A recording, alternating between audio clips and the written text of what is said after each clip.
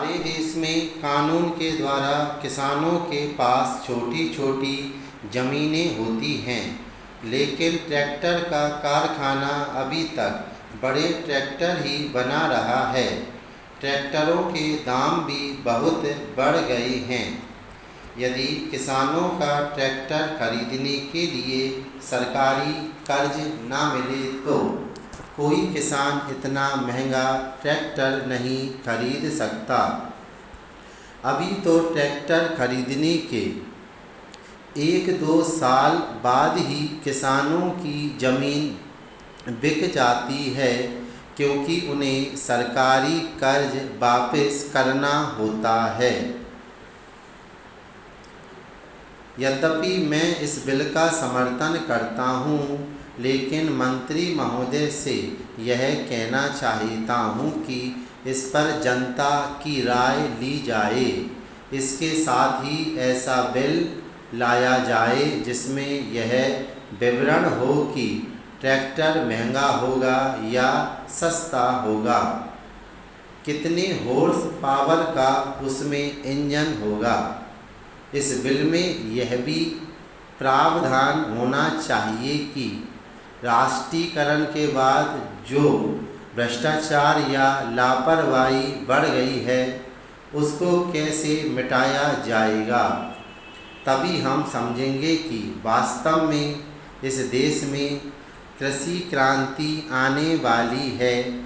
तभी इस विधेयक की कोई सार्थकता हो सकती है और किसानों को बढ़ती कीमतों से राहत मिल सकती है। एक दिन ऐसा भी आएगा जब वर्षा भी नहीं होगी।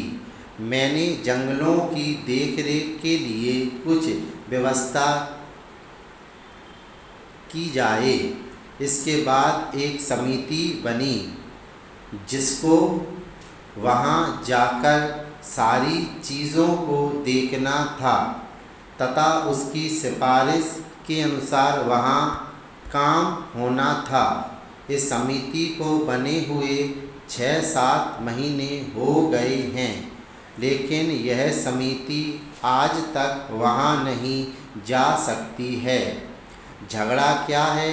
झगड़ा यह है कि कनिष्ठ अधिकारी को इस समिति का अध्यक्ष बना दिया गया है।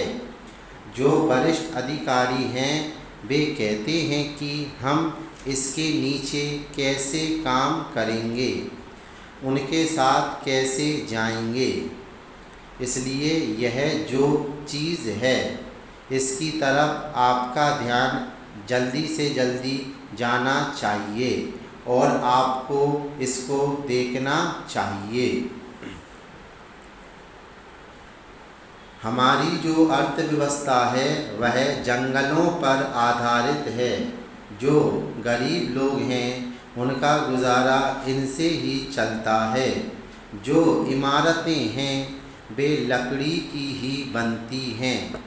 ईंटें वहाँ नहीं होती हैं। सीमेंट का वहाँ कोई कारखाना नहीं है। इधर से ही वहाँ सीमेंट जाता है।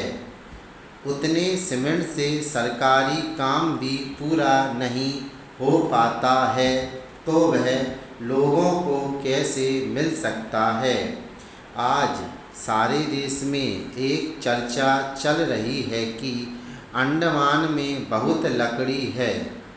असम से लकड़ी नहीं आती है, चूँकि वहीं से आ सकती है, इसलिए वहाँ पर भी इसकी कीमत बहुत ज़्यादा हो गई है और वह असम से लकड़ी ना आने के कारण से हुआ है। लकड़ी के दाम आज इतने बढ़ चुके हैं कि वहाँ के बेचारे गरीब लोगों को तो अपने घर बनाने तक में भी बहुत बड़ी कठिनाई का सामना करना पड़ रहा है।